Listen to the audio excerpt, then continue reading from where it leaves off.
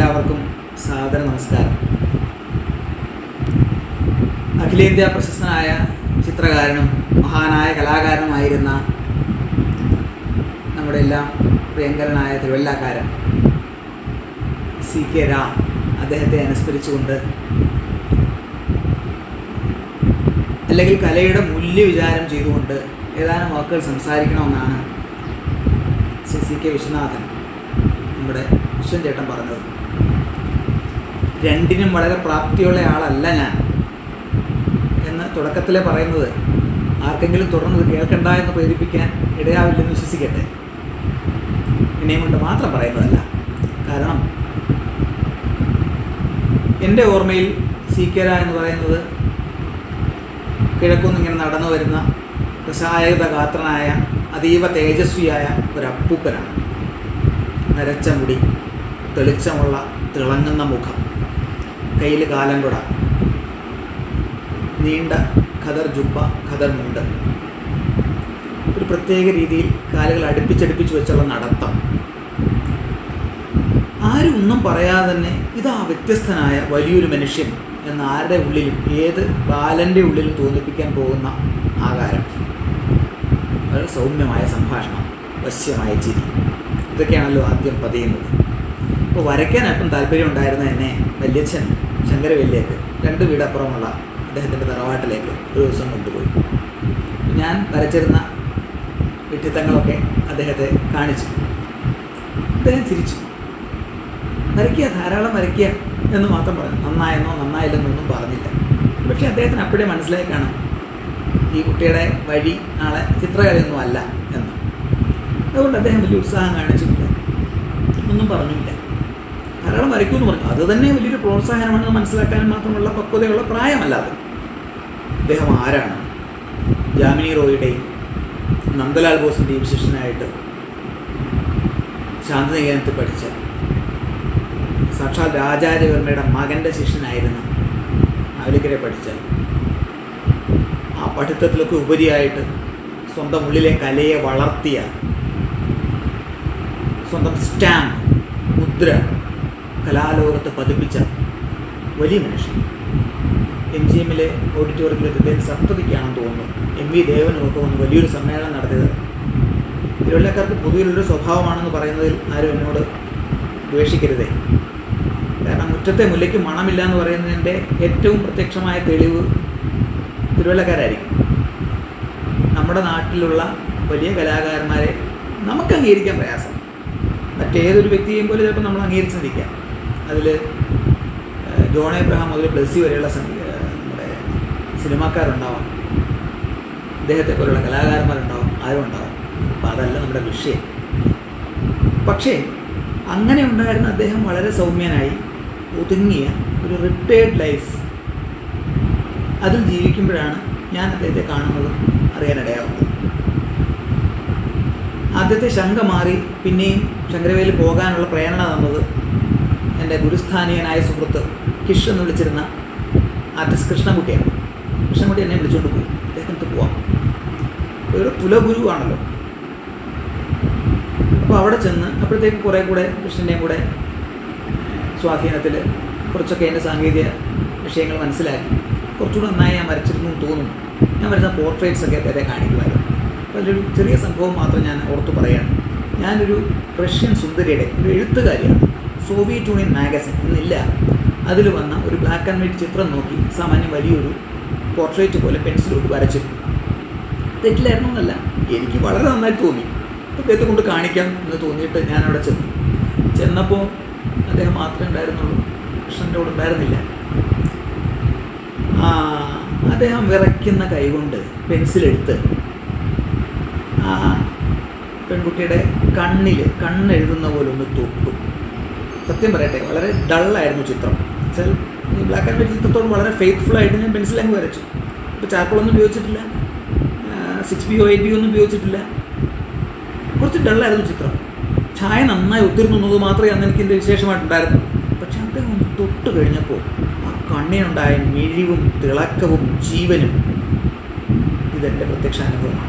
പിന്നെ അദ്ദേഹം അവിടെ വരച്ചിരുന്ന ചിത്രങ്ങളെപ്പറ്റി പലപ്പോഴും പറഞ്ഞത്, വരയ്ക്കാനുണ്ടായ സാഹചര്യങ്ങളെപ്പറ്റി പറഞ്ഞിരുന്നത് ചുവരിൽ പെയിൻ്റ് അടിച്ചിരുന്ന ചിത്രകാരനായ M.F. ഹുസൈൻ കഴിഞ്ഞിരുന്ന ബോംബെ കാലത്തെ പറ്റി പറഞ്ഞത്, അങ്ങനെ എന്തെല്ലാം ഓർമ്മകൾ. പക്ഷേ അദ്ദേഹത്തിൻ്റെ കലയെയോ കലാജീവിതത്തെയോ വേണ്ടത്ര അടുത്ത് മനസ്സിലാക്കിയിട്ടുള്ള ഒരു വ്യക്തിയല്ല ഞാൻ.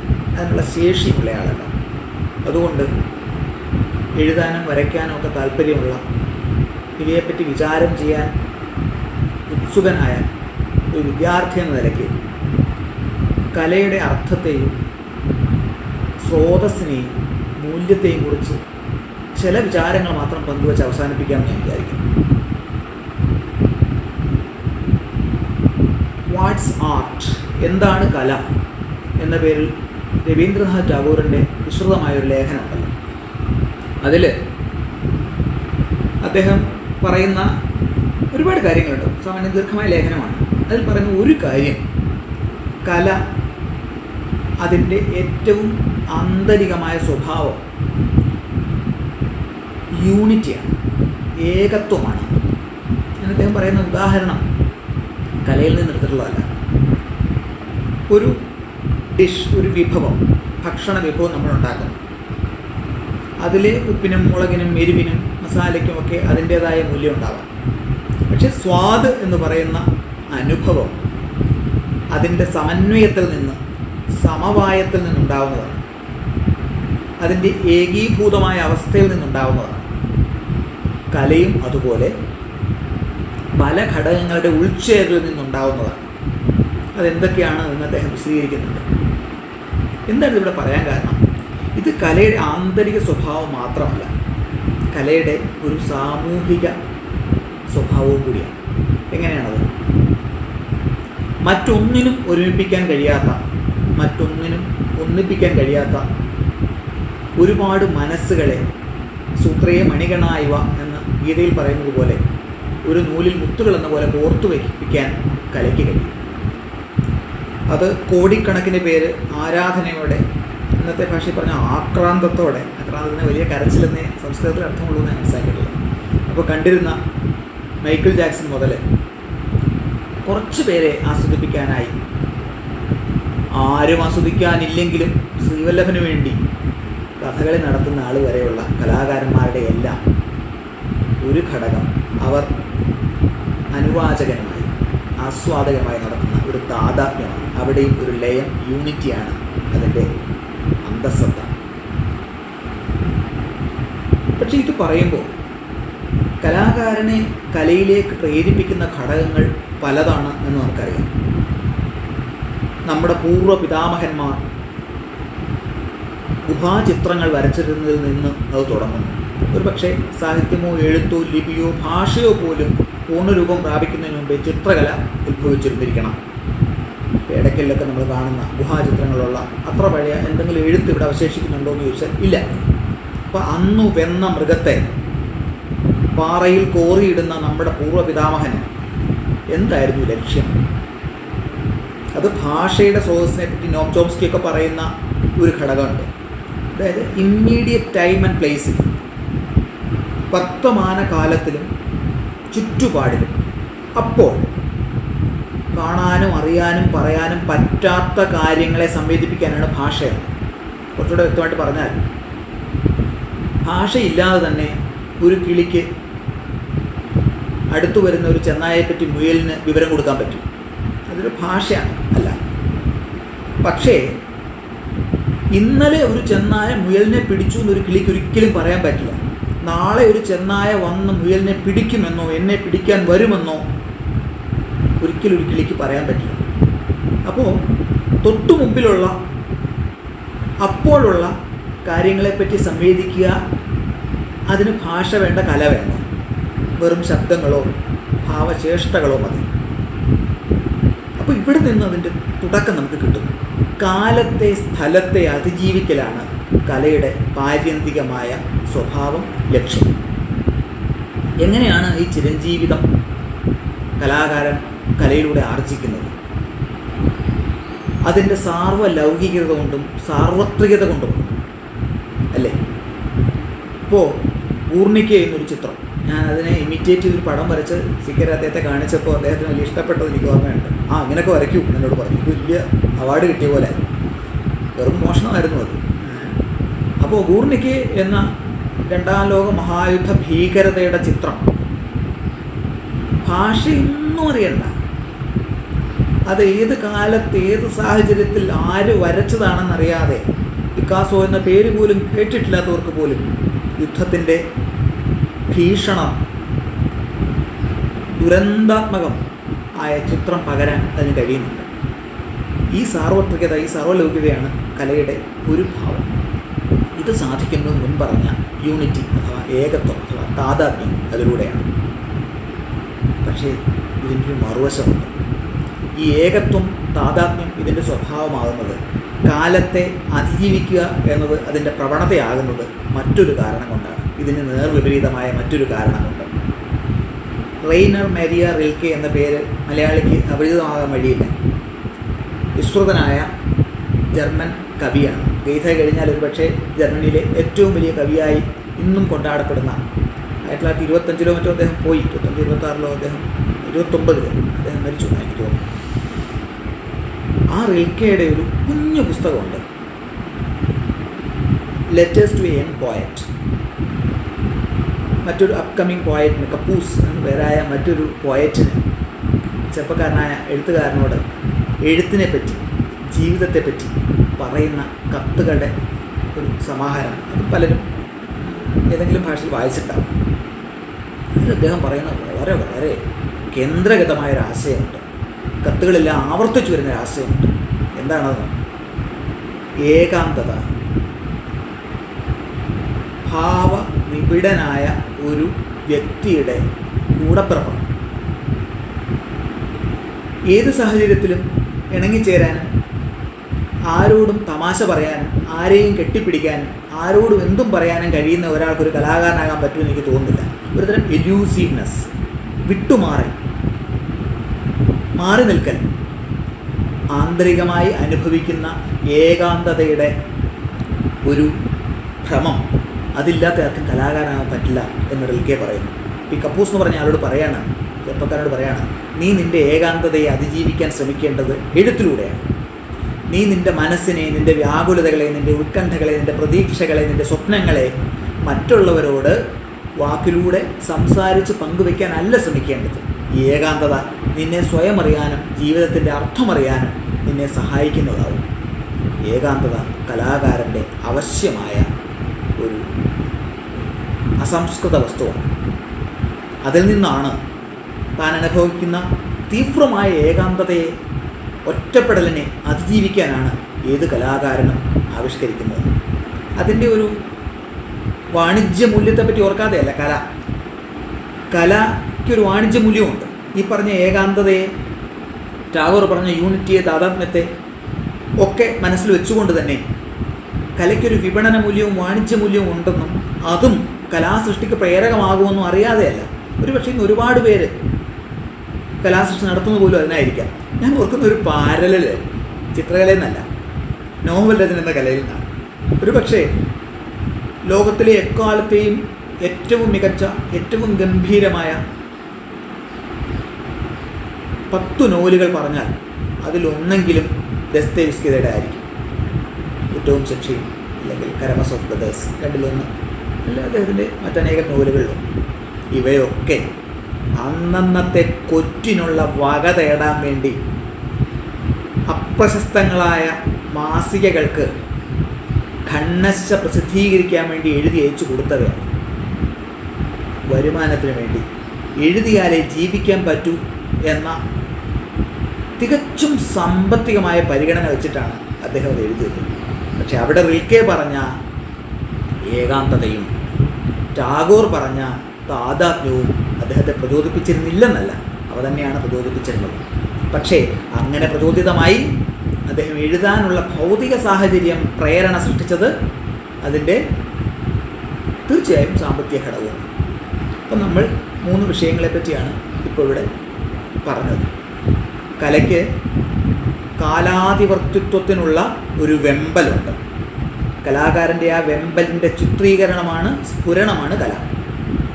അത് കടുത്ത ഏകാന്തതയെ അതിജീവിക്കാനും താതാത്മ്യം നേടാനുമുള്ള ഉൾപ്രേരണകളിൽ നിന്ന് ജനിക്കുന്നതാണ് സ്വാഭാവികമായി. പക്ഷേ അതിൻ്റെ വാണിജ്യ മൂല്യവും ഒട്ടും അസാധാരണമോ അല്ലെങ്കിൽ അപ്രധാനമോ അല്ല. പക്ഷേ ഇത് കലാകാരൻ എന്ന നിലയ്ക്ക് സ്രഷ്ടാവിൻ്റെ ഭാഗത്തു നിന്നുള്ള ഒരു കാഴ്ചപ്പാടാണ്. നമുക്കെന്താണ് കല? നാം സ്രഷ്ടാക്കളായിരിക്കെ തന്നെ അനുവാചകരമായിരിക്കുന്നത് കൊണ്ട് അനുവാചകൻ്റെ പക്ഷത്തു നിന്ന് എന്താണ് കല? അത് ആഹ്ലാദകമാണ്, മനോരഞ്ജനമാണ് കലയുടെ ഏറ്റവും പ്രാഥമികമായ, ഒരു പക്ഷേ പാര്യന്തികവുമായ കടമ.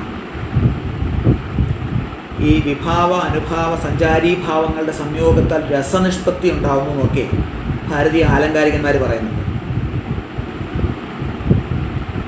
ഈ പല ഘടകങ്ങളുടെ, ഞാൻ ടാഗോർ പറഞ്ഞതിനോട് തിരിച്ചു വരികയാണ്, ഈ പല ഘടകങ്ങളുടെ ചേരുവയിലൂടെ രസം ഉൽപ്പാദിപ്പിക്കപ്പെടുന്നു. രസവാദമാണ് ഒരുപക്ഷെ ഭാരതത്തിലുള്ള സ്ഫോടവാദം അടക്കമുള്ള ഒരുപാട് സങ്കല്പങ്ങളെക്കാൾ സ്ഥായീഭാവം നേടിയത്. സ്ഥായീഭാവം എന്നുള്ളത് പോലും ഈ രസവിചാരത്തിൽ ഉൾപ്പെടുന്ന ഒരു സാങ്കേതിക ശബ്ദമാണ്. അപ്പം ഈ രസമുണ്ടാവാനാണ് ഈ രസികന്മാരും ഭാവുകന്മാരുമായി നമ്മൾ മാറുന്നത്. മറ്റെല്ലാ അംശങ്ങളും കലയുടെ സ്വീകർത്താവിന്, അനുവാചകന്, ആസ്വാദകന് അപ്രധാനങ്ങളാണ്. കാരണം നമ്മൾ പണം മുടക്കിയാണ് ഒരു കലാസൃഷ്ടി വാങ്ങുന്നത്. അതൊരു നോവലാവട്ടെ, പെയിൻറ്റിങ് ആവട്ടെ, മറ്റെന്തും ആവട്ടെ, അല്ലെങ്കിൽ ഒരു മ്യൂസിയത്തിൽ പോയി കാണുന്നുണ്ട്, അതിന് നമ്മൾ വരി അടച്ചിട്ടാണ് നമ്മളത് ചെയ്യുന്നത്.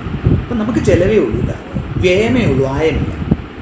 അപ്പോൾ സാമ്പത്തികമല്ല ആസ്വാദകൻ്റെ പക്ഷത്തെ ഘടകം, അതിനെ പൂർണ്ണമായി നിരാകരിക്കുന്നതാണ്. പിന്നെന്താണ്? രസം മാത്രമാണ്. അപ്പോൾ ഒരു കാര്യം കൂടെ പറഞ്ഞ് ഞാൻ അവസാനിപ്പിക്കാം. ഇപ്പോൾ തന്നെ നീണ്ടുപോയെന്ന് എനിക്കറിയില്ല. അതായത് കലയുടെ ലക്ഷ്യം എന്താണെന്നുള്ളതിനെപ്പറ്റി വളരെ ഗാഠവും കലുഷവുമായ ചർച്ചകൾ നടന്നിരുന്നൊരു സമയത്താണ് കുട്ടിക്കൃഷ്ണ മാരാർ പറഞ്ഞത് കല കലയ്ക്ക് വേണ്ടിയാണ്. അതായത് കല ജീവിതം തന്നെ എന്ന് പറഞ്ഞത്. കല കലയ്ക്ക് വേണ്ടിയെന്നും കല സാമൂഹിക പരിഷ്കരണത്തിനും വ്യക്തി ലാഭത്തിനും സമൂഹ ലാഭത്തിനും വേണ്ടി ലക്ഷ്യോന്മുഖമാണ് കല. കല കൊണ്ടൊരു ലാഭം ഉണ്ടാകണം എന്നുള്ള റഷ്യൻ റിയലിസ്റ്റ് സങ്കേതങ്ങളുടെയൊക്കെ പശ്ചാത്തലത്തിൽ നിന്നിട്ട്, ഇവിടുത്തെ ഇടതുപക്ഷ ചിന്തയുടെയൊക്കെ പശ്ചാത്തലത്തിൽ നിന്ന് കല സമൂഹത്തിന് വേണ്ടി എന്നൊരു വാദവും കല കലയ്ക്ക് വേണ്ടി എന്ന ഒരു മറുവാദവും പ്രയോജനവാദത്തിനെതിരായിട്ടുള്ള വാദവും നിലനിൽക്കുകയാണ് മാരാർ തൻ്റെ വിസ്തൃതമായ, പലപ്പോഴും സ്ഫോടനാത്മകമായ ഈ അഭിപ്രായം പറഞ്ഞത്. കല കലയ്ക്ക് വേണ്ടി. കലയ്ക്ക് മറ്റൊരുദ്ദേശമില്ല. മറ്റുദ്ദേശങ്ങളൊക്കെ അനുവാചകൻ്റെ തലത്തിൽ നാം ഉൽപ്പാദിപ്പിക്കുന്നവയാണ്. കല സ്വകീയമായി അതിൻ്റെ ഉള്ളിൽ ജനിക്കാനുള്ളൊരു പ്രേരണയുടെ ഉൾച്ചെലുത്തലിൻ്റെ ഇന്നർ ഏർജിൻ്റെ ഫലമാണ്. ഇതിന് പ്രപഞ്ചത്തോളം വലിപ്പമുണ്ട് ഈ പ്രേരണയ്ക്ക് എന്നും നമുക്ക് പറയേണ്ടി വരും. എലിസബത്ത് ഗിൽബർട്ട് എന്നുള്ള പേര് നിങ്ങൾ പലരും കേട്ടിട്ടുണ്ടാവണം, വായിച്ചിട്ടുണ്ടാവണം. ഈറ്റ് പ്രേ ലവ് എന്ന് പറഞ്ഞാൽ അതിപ്രശസ്തമായ ഹൈലി റീഡബിളായ പുസ്തകം എഴുതിയ നോവലിസ്റ്റും എഴുത്തുകാരിയൊക്കെയാണ് എലിസബത്ത് ഗിൽബർട്ട്. അത് പിന്നീട് ആഞ്ചലിന ജോലിയോ മറ്റോ അഭിനയിച്ചൊരു വലിയ ഹോളിവുഡ് ചിത്രവുമായി. ഇപ്പോൾ ഈറ്റ് പ്രേ ലവിൻ്റെ എഴുത്തുകാരിയെ എലിസബത്ത് ഗിൽബർട്ട് പറയുന്നൊരാശയമുണ്ട്. പ്രപഞ്ചത്തിൽ ഒരു സർഗചോദന ഇങ്ങനെ വെമ്പി നടക്കുകയാണത്രേ, അതിൻ്റെ പ്രകാശനം പ്രതീക്ഷിച്ച്. അത് ഓരോ ഹൃദയത്തെയും ഓരോ പൊട്ടൻഷ്യൽ ആർട്ടിസ്റ്റിനെയും സമീപിക്കുകയാണത്രേ. നിന്നിൽ ഞാൻ എൻ്റെ ഈ സർഗചോദനയുടെ വിത്ത് വിതയ്ക്കട്ടെ, നീ ഇതിനെ പുഷ്കലമാക്കുമോ, നീ ഇതിനൊരു എഫ്ലോറസൻസ് കൊടുക്കുമോ? ഓരോരുത്തരെ സമീപിക്കുകയാണത്രേ. ഇതിന് കണ്ണും മൂക്കും നാക്കും തൊലിയും നിറവും ശരീരമൊന്നും ഇല്ലാത്തതുകൊണ്ട് ഇത് തിരിച്ചറിയാൻ അതീവ സൂക്ഷ്മ സംവേദിയായ ആളുകൾക്ക് കഴിയുന്നു. അപ്പോൾ ഈ സൃഷ്ടിക്ക് വേണ്ടിയുള്ള സർഗാത്മകതയുടെ പ്രപഞ്ച ചോദന ഓരോരുത്തരെയും സമീപിക്കുകയാണ്. അതിനോട് പോസിറ്റീവായിട്ട് പ്രതികരിക്കുന്ന, സാധകമായി പ്രതികരിക്കുന്ന മനസ്സുകളെ അത് അനുഗ്രഹിക്കുകയും അതിൽ സൃഷ്ടിയുടെ വിതയ്ക്കുകയും ചെയ്യുന്നു. നമുക്കറിയാം, ഏത് കലാകാരൻ്റെയും ഏറ്റവും ഉത്കൃഷ്ടമായ കലയുടെ ജന്മത്തിന് പിറകിൽ സ്വപ്നബാഹ്യമായി അവനവനിൽ നിന്ന് പുറത്തു നിന്നുള്ള ഒരു പ്രേരണ, അതിനെ ദൈവികമെന്ന് വിളിക്കാം, പ്രാപഞ്ചികമെന്ന് വിളിക്കാം, എന്തെങ്കിലും വിളിക്കാം, വിളിക്കാതിരിക്കാം, പക്ഷേ ആത്മബാഹ്യമായ മറ്റെന്തിൻ്റെയോ ഒരു ചോദന, ഒരു ബീജം ഉണ്ടായിരുന്നു എന്ന് നമുക്കൊക്കെ അനുഭവമുള്ളതാണ്. പക്ഷേ എലിസബത്ത് ഗിൽബർട്ട് പറഞ്ഞത് വല്ലാതെ കണ്ണ് തുറപ്പിക്കുന്നതാണ്. നിങ്ങളൊരു കലാകാരനുണ്ട് എന്ന് തിരിച്ചറിഞ്ഞ് പ്രപഞ്ചം നിങ്ങളെ സമീപിക്കുകയാണ് സുഹൃത്തെ. നിങ്ങളതിനോട് സാധകമായി, പോസിറ്റീവായി പ്രതികരിക്കും. കല നിങ്ങളും ഉൽപ്പാദിപ്പിച്ചെന്ന് വരാം. വളരെ ശകലിതമായ ഈ ചിന്തകളുടെ ഈ ഒഴുക്കിന് ഞാൻ ഇവിടെ വെച്ച് വിരാമമിടുന്നു. എല്ലാവർക്കും നന്ദി, നമസ്കാരം. മഹാനായ കലാകാരൻ CK രായ്ക്ക് എൻ്റെ ആദരാഞ്ജലികൾ.